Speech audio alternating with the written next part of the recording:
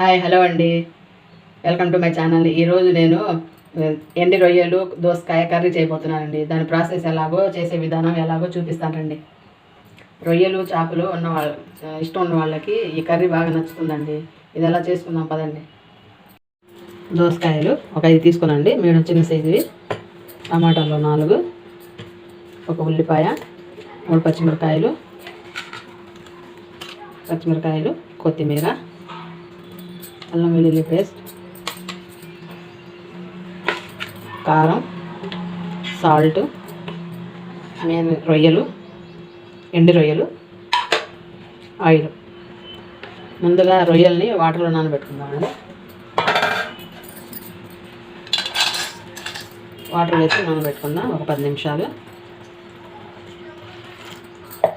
నానబెట్టుకొని పక్కన పెట్టుకుందాం.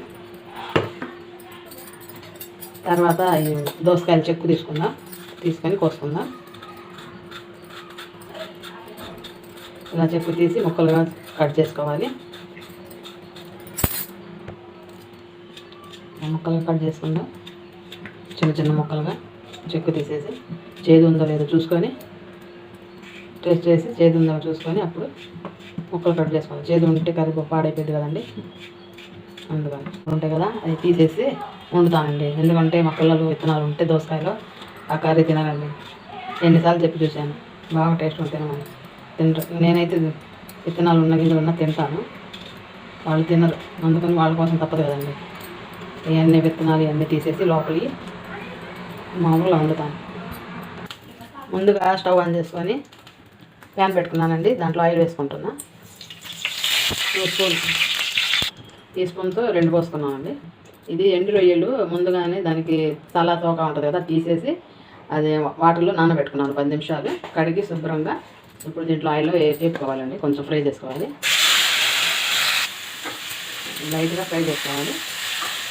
ఎందుకంటే నీసు వాసన ఉంటుంది కదండి, అది పోవడానికి.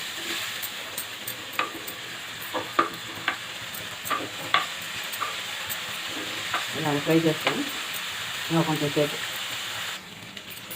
ఫ్రై చేసుకోవాలండి. కొంచెంసేపు ఇందులోకి ఉల్లిపాయలు వేసుకుంటున్నాను. ఉల్లిపాయలు వేసుకొని ఫ్రై చేసుకుంటాను. అందులోనే కదండి కొంచెం వేగినాయి కూడా. ఇప్పుడు అల్లం వెల్లుల్లి పేస్ట్ వేసుకోవాలి. వేసుకొని బాగా కలుపుకోవాలి. ఇప్పుడు ఇందులోకి టమాటాలు, పచ్చిమిర్చి వేసి కలపాలి. టమాటాలు మగ్గాలి కదా, కొంచెం కలుపుకొని 1 స్పూన్ సాల్ట్ వేసుకోవాలి. టమాటాలు తొందరగా మగ్గుతాయి కదా, కలిపి మూత పెట్టుకోవాలండి 1 నిమిషం. ఇప్పుడు మూత తీసి చూసుకుందాం. టమాటాలు కొంచెం మగ్గాయి కదా,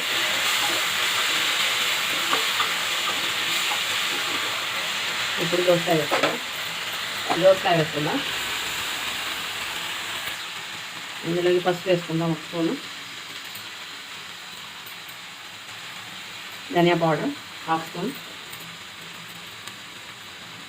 జీలకర్ర పౌడర్ 1/2 స్పూన్, 1/2 స్పూన్ తక్కువే. కారం వేసుకుందాం 1 స్పూన్, 1.5 వేసుకోండి, 1.5. ఇప్పుడు ఇది బాగా కలపండి. కారం ఎక్కువ చూసుకొని వేసుకోండి. కారం ఎక్కువైతే మరి పిల్లలు తింటారు కదా. కొత్తిమీర వేసుకుందాం.